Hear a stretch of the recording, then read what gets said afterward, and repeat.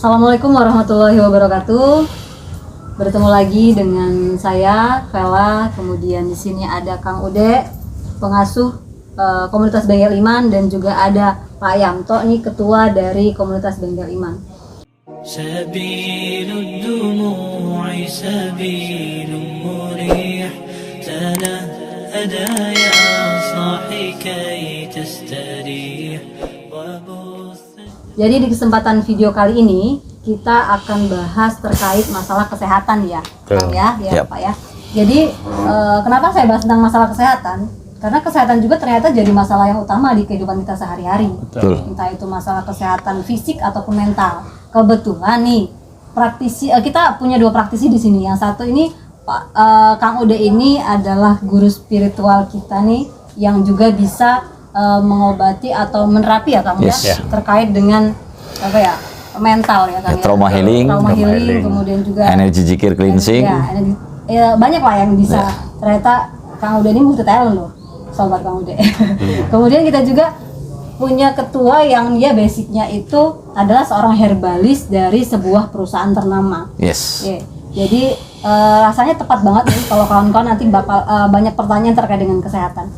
Jadi gini, kemarin ada seorang rekan saya lagi, saya dapat banyak pertanyaan dari kawan-kawan saya yang ternyata banyak masalah juga. Kenapa sih banyak orang yang sobat kemudian pernah nggak nih banyak orang yang dia sakitnya tuh menahun, tapi berobat ke dokter katanya nggak ada penyakitnya, kemudian berobat kemana-mana sudah bilang sudah sembuh tapi ternyata belum, masih ada sakitnya.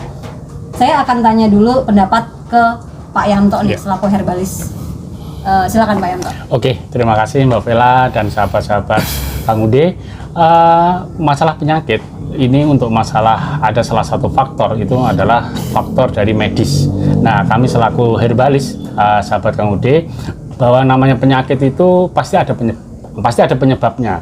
Di sini salah satu konsep sehat menurut ilmu yang saya pelajari itu salah satunya adalah setiap hari kita harus bisa makan, yang kita makan itu cepat, kita cerna cepat, dan kita buang cepat. Karena itulah namanya cleansing pencernakan. Dan juga ada cleansing pembuluh darah. Jadi kalau pencernakan kita ini bersih dan pembuluh darah kita bersih, insya Allah kita sehat. Nah, banyak sekali penyakit sebenarnya dari dua hal ini. Itu dari pencernakan dan dari pembuluh darah. Nah, mungkin itu dari sisi medisnya. Mungkin dari sisi spiritualnya Kang Ude bisa menambahkan. Langsung dijawab ini ya. Baik. Sip, keren banget. Terima kasih Mas Yamto dan Mbak Vela. Hari ini kita membahas tentang satu kesehatan. Dan alhamdulillah juga ya, kebetulan saya memperdalam tentang trauma healing, energy zikir cleansing, dan spiritual, emosional, freedom teknik. Dan ternyata setelah saya mengamati dan melakukan terapi terhadap orang-orang tertentu yang konon katanya beliau sakit sudah lama, nggak kunjung sembuh, sudah ke dokter, sudah kemana-mana gitu. Tapi saya mencoba untuk melakukan pendekatan secara spiritual. Ternyata ini Mbak Vela dan Mas Yamto, bahwa sakit itu sebenarnya sinyal sebenarnya. Ya, penyakit fisik ini itu adalah sinyal. Berarti ada yang tidak beres di dalam diri kita. Nah, contoh kemarin itu saya menemukan sebuah klien atau pasien saya itu dari Lampung Tengah, ya.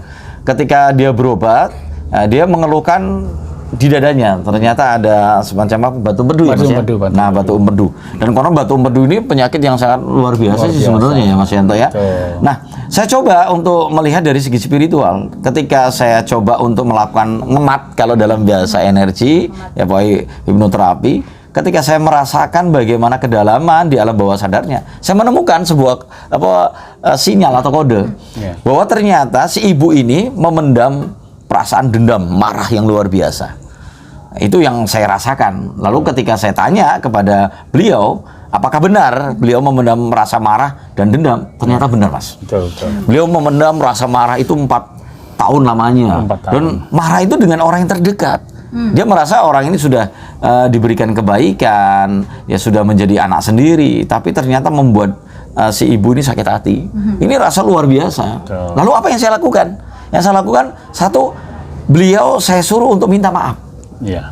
Kok minta maaf gitu? Padahal bukan dia yang salah, gitu. Nah, itu untuk merasakan apa ya? Supaya dia menetralkan dirinya lagi, supaya tidak lagi perasaan dendam. Akhirnya ya. Besoknya si ibu ini bersama keluarganya langsung datang ke Lampung Tengah, dia minta maaf. Nah, kemudian 3 hari dari itu dia datang ke rumah saya dan mengatakan bahwa ada perubahan yang luar biasa.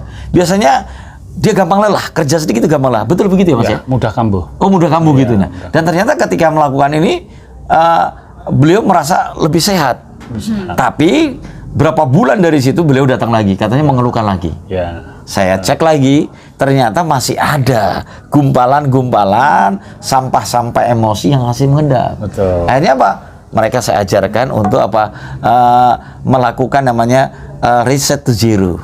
Nah, artinya reset to zero, mungkin sahabat-sahabat KB sudah pernah dengar di channel saya ya, tentang 3 kunci ajaib, adalah meminta ampun.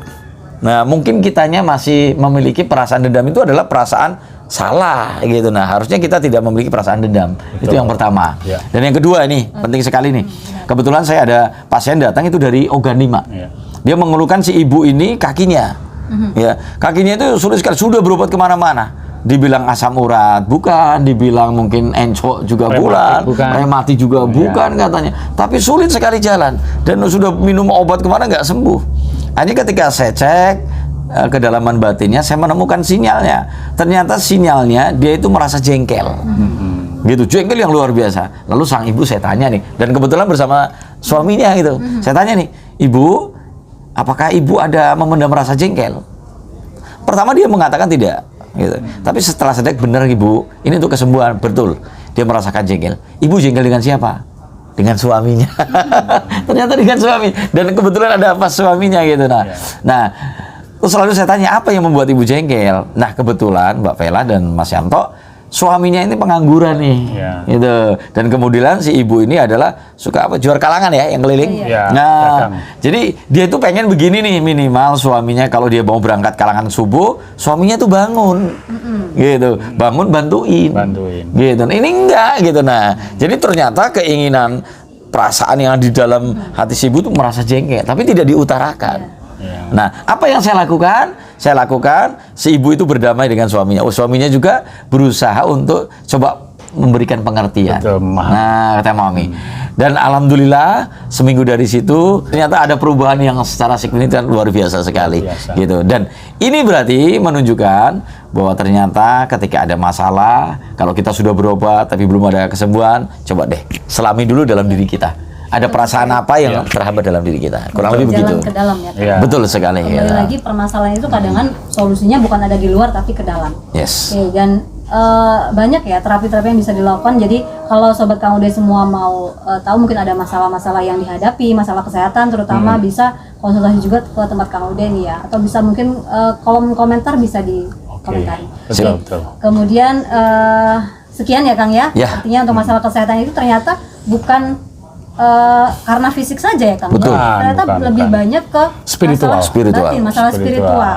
Gitu, artinya yaitu kalau memang kita punya sakit yang nggak kunjung tiba, nggak kunjung sembuh maksud saya, kita cari solusinya itu ya ke dalam. Kita pernah lakukan apa nih, atau ada rasa yang terpendam, dongkol disimpan, itu ternyata bahaya. Tapi harus jujur pada diri sendiri. Jadi jangan berusaha ditutup. Betul. Merasa itu nggak berpengaruh pada batin kita, ada spiritual kita, ternyata pengaruh. Sangat berpengaruh sekali. Dengan ada penyakit itu ya Kang ya. Iya, dengan testimoni tadi sebenarnya itu sudah menunjukkan kebenarannya itu. Lain kali kita undang ini Kang ya, yang siap. Kita undang biar biar bukan settingan ini ya, bisa kita hadirkan. Bisa kita hadirkan. Oke, itulah kenapa sebabnya ternyata orang gila itu juga dia kena angin, tidur di luar segala macam, dia tetap sehat. Walaupun dia mungkin, mohon maafnya, dia makan makanan yang mungkin makanan sisa, nggak sehat, ternyata dia tetap sehat karena ya dia nggak ada beban gitu ya, nggak ada beban. Jadi ternyata fisik itu mungkin hanya seberapa persennya didominasi oleh penyakit mental atau penyakit batin yang perlu diobati dengan spiritual problem solving gitu. Sama Pak Yanto. Oke, begitu Kang sobat Kang Ude, pembahasan kita kali ini. Kita akan bertemu lagi di video selanjutnya, mudah-mudahan bermanfaat. Kita ketemu lagi di video selanjutnya dan kami akhiri. Wassalamualaikum warahmatullahi wabarakatuh.